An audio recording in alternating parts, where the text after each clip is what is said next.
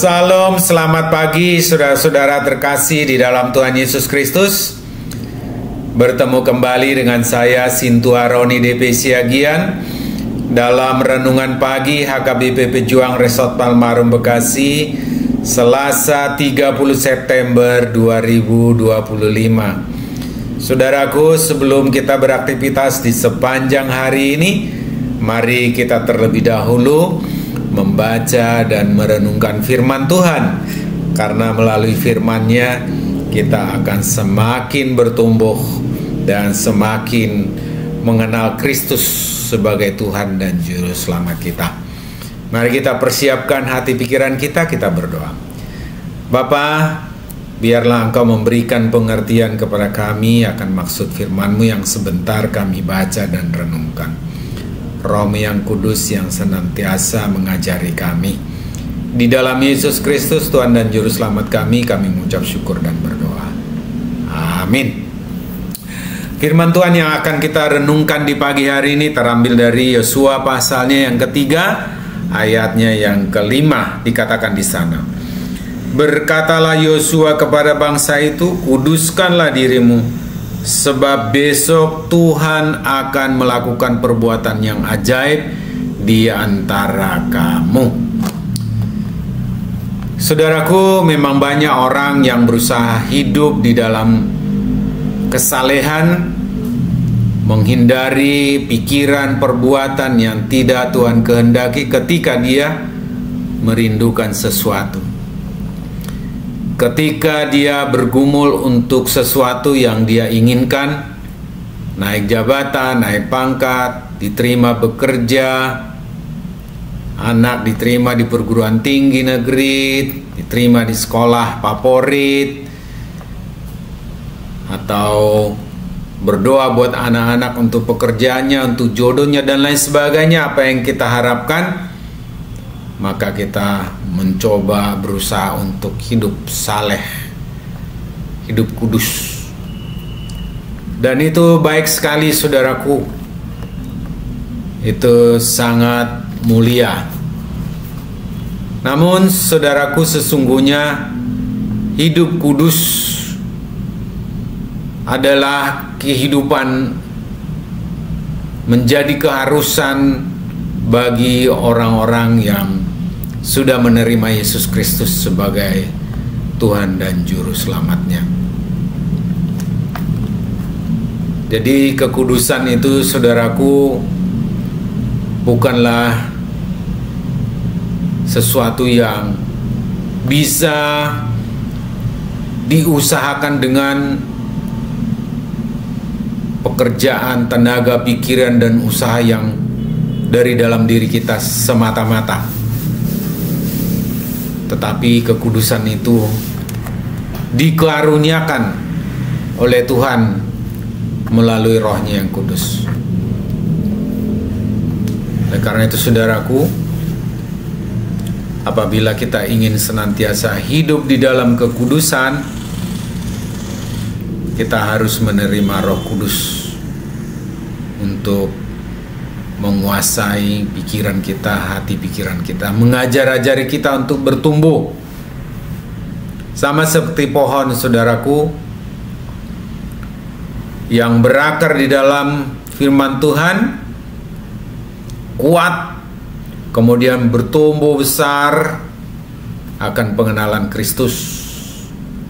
Kemudian dia berbuah yang baik, berbuah yang bisa dinikmati oleh orang lain.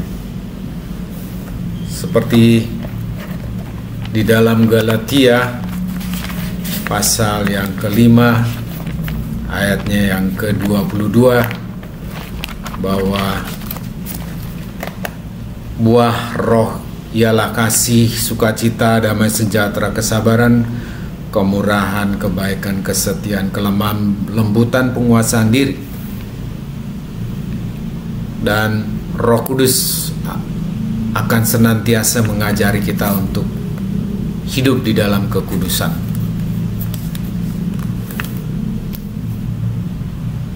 Oleh karena itu saudaraku, apabila saudara dan saya ingin senantiasa hidup di dalam kekudusan, maka Roh Kudus harus ada di dalam diri kita. Lantas bagaimana supaya Roh Kudus ada di dalam diri kita? Mari kita minta. Bagaimana? Adalah dengan menerima Yesus Kristus sebagai Tuhan dan Juru Selamat.